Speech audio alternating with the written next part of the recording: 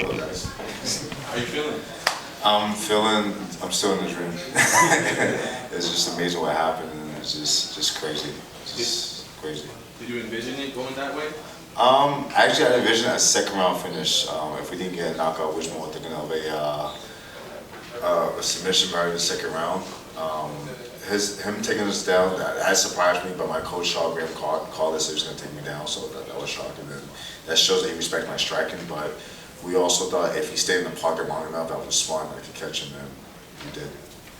Was it like who landed the shorter hook? Is that type of situation? Or? It was just a situation who was faster and more smart at that point, you know, and basically we were just swinging, and my left hook was just a lot more faster. I'm real comfortable with my left hook. I finished most of my opponents with my left hook, and he stood right in front of me, and when I caught him, I was shocked, and that's why I went to on the ground to pound him, but he stood back up. When he stood back up, I just jumped in with the left hook and caught him. So it was just a fortune beat the very quicker fighter. So how did you feel when you got the stoppage and you got on top of the cage and just shocked a lot of people? Oh, it was amazing, man. It was amazing to knock out Ray Cooper. First of all, like I said, I have nothing but biggest respect of him. You know, I think he's a younger version of me. He's just as powerful. He's just as aggressive.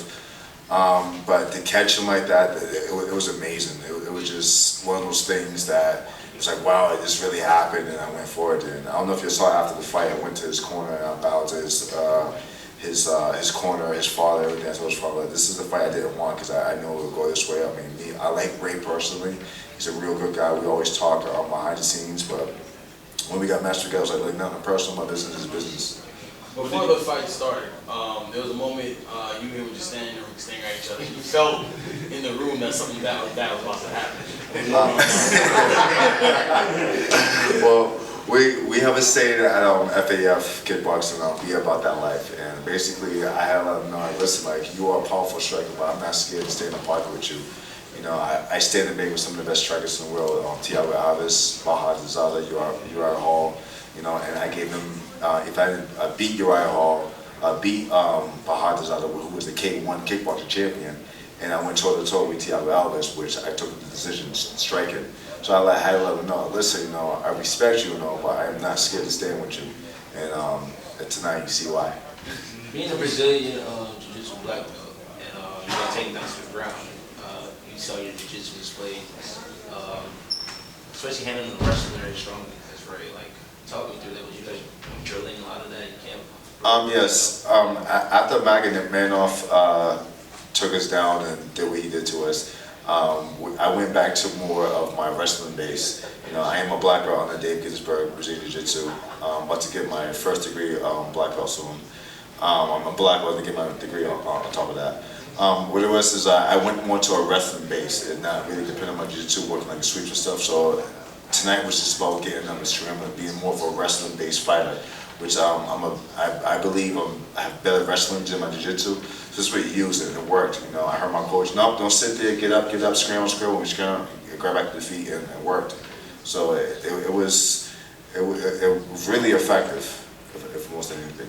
Being highly decorated in the world of MMA, obviously I overheard you said you feel like you're on top of the world. We've seen you fought pretty much for years. How does it feel to like have that resurgence and being in this organization?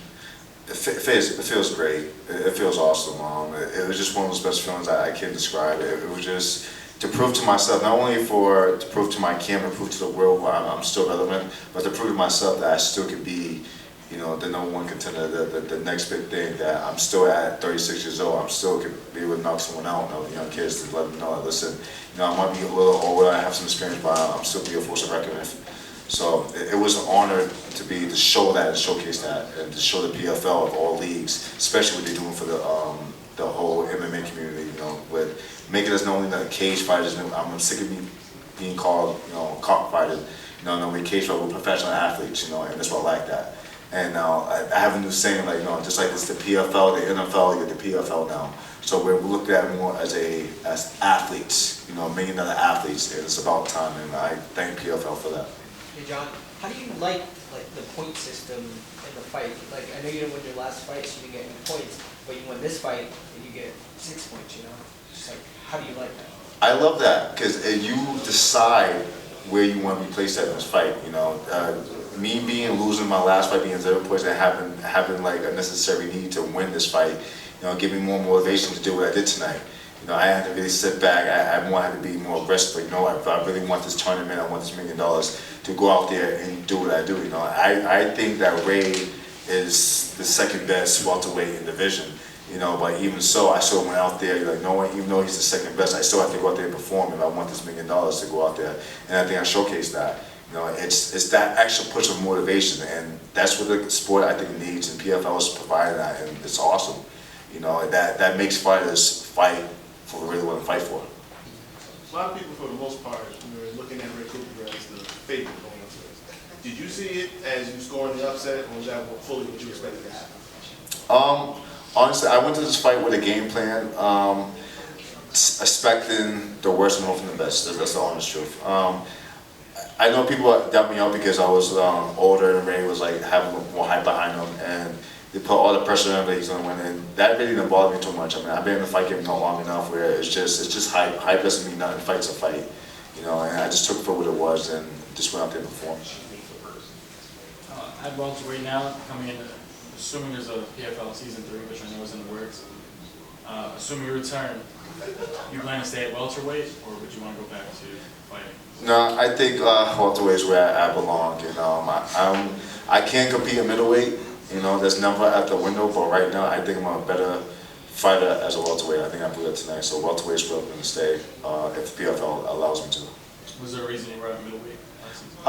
The reason why I was middleweight, I didn't think I'd make welterweight again. And I was really concerned. Me being older, it's harder to make weight when you get up in age. But with the right nutritionists and the right people I had in my corner, I was able to make welterweight and get my body back down to the right weight and do it safely, not overcut it, nothing like that, and not hurt myself. So because I was able to do that, you know, I think I'm staying there as long as possible. So John, with the league format, you actually know already who you're going to be fighting opening round of the playoffs. Obviously, David Michaud. What are your thoughts on him? I think he's tough. I can't overlook anybody. Obviously, he did real good. He finished his opponent too. So definitely, it's going to be a tough fight. We got to look more footage to see what we're going to do. But like I said, can't look over anybody and just go forth and another game plan and another fight. Obviously, last year didn't go the way you wanted it to with the tiebreaker in the end there. Probably very disappointing. But are you able to take something away from that experience that's going to give you an advantage going into this year? Yes. You know what it is? The best way I can take from that is sometimes things happen for a reason. And I think one's going to definitely make for a great story. I think so. But two, it's just I like to show the world that, you know, even when you're down and out and, you know, faith is not in your favor, that you just don't stop and keep going forward. And I think I displayed that, especially tonight, that even though I had the odds against me, even last year, that situation happening, that there's always a way to come back. And even though I was down and out at that situation, I came back. Tonight was my, you know, reawakening and coming back and being who I am. You know, I didn't let that stop me. I didn't let that frustrate me enough to not keep going for what I wanted to go for. And then I kept going forward. And me keep going forward, I got the result I got tonight. The 2-round opening fight in the playoffs, we actually spoke to David earlier, and he said, you know, maybe I'll play it safe, maybe I'll use my wrestling to make sure I win that first round. Do you approach that kind of fight any differently? No, a little bit differently. Depends on my opponent. I got to talk to my coaches and the strategy. We have a strategy for the whole situation. So I trust my cornermen and do their strategy, and what we come with, I'm going to go with that. So, I mean, I've been doing this for long enough to know to come with a game plan. So I'm just going to implement my game plan and go from there. Doomsday's in Atlantic City. How does he celebrate such a knockout? He does. He goes out with his coaches, have a few sober drinks, and he calls his kids, FaceTimes them, and tell them, let them know that Daddy loves them, and shows them that even when you're down and out, you're still going forward. So tonight I set an example for a lot of people, but I set an example for my kids. You know, especially that my daughter, she's autistic, and she did difficulties going to school. But tonight, and me being on the spectrum, I show her tonight that, listen, that we still can do it. So that's the big win for me. So tonight, a few drinks, and I can't wait to speak to my daughters. so happy I can't wait. John, you mentioned earlier about the fact that you feel like it's finally getting to the point where fighters are being recognized as other athletes. So what does it mean to you as a veteran of this sport that the top 2 MMA organizations are now on ESPN and getting the kind of coverage they're getting? What does it mean to you as a fighter that now in 2019 it's actually on that level on a network like ESPN? I'm nothing but appreciative. Thank you to ESPN, ESPN Plus, all the coverage. Thank you. Thank you for finally taking the sport that was looked as the savage sport, making it into a professional sport. Thank y'all so much, because for years to years we have talked about like, oh, that's a savage sport. It was but my negativity. But now we looked at as a comparison, as like I said, to the NFL. You know, now you got the NFL, but now you got the PFL. So it's just the comparison. It's appreciative, you know, to look at as a professional athlete. So like me being long enough to see the rise of it, I just want to say thank y'all. And the press conference, ESPN being here and all this is amazing. This is amazing. I can only thank God for the strides MMA made in this world. Good to go. Thank you guys.